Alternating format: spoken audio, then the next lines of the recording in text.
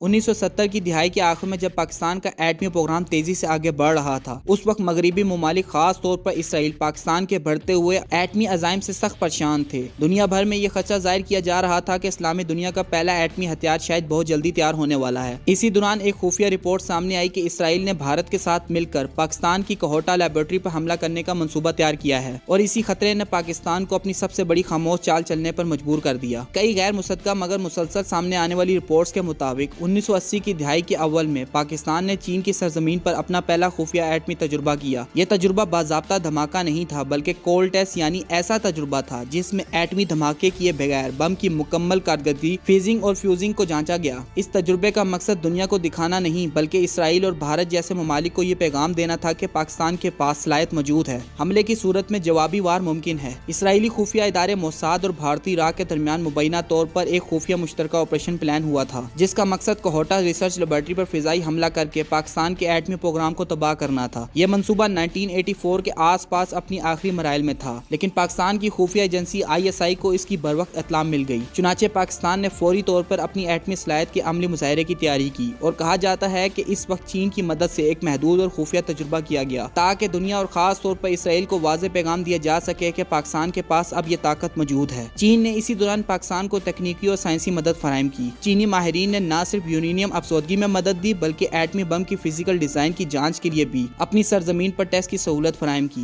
یہی وجہ ہے کہ مغربی ماہرین بعد میں یہ دعویٰ کرتے ہیں کہ پاکستان کا پہلا کامیاب کولڈ ٹیسٹ دراصل چین میں ہوا تھا، تاہم اس کی کبھی بھی سرکاری تصدیق نہیں کی گئی۔ یہ تمام واقعات تاریخ کے ان پوشیدہ ابواب میں سے ہیں جن کی تصدیق کسی حکومت نے نہیں کی، مگر ان کے آثار آج بھی مختلف رپورٹس، انٹیلیجنس لیکس اور غیر ملکی ماہرین کی تحریروں میں موجود ہیں۔ یہ واضح ہے کہ اس وقت پاکستان نے انتہائی حکمت چلاکی اور دفاعی سوچ سے کام لیتے ہوئے اپنی ایٹمی طاقت کو بچایا، اور یہی وہ فیصلے تھے جنہوں نے آگے چل کے 1998 کے چاغی دھماکوں کی بنیاد رکھی۔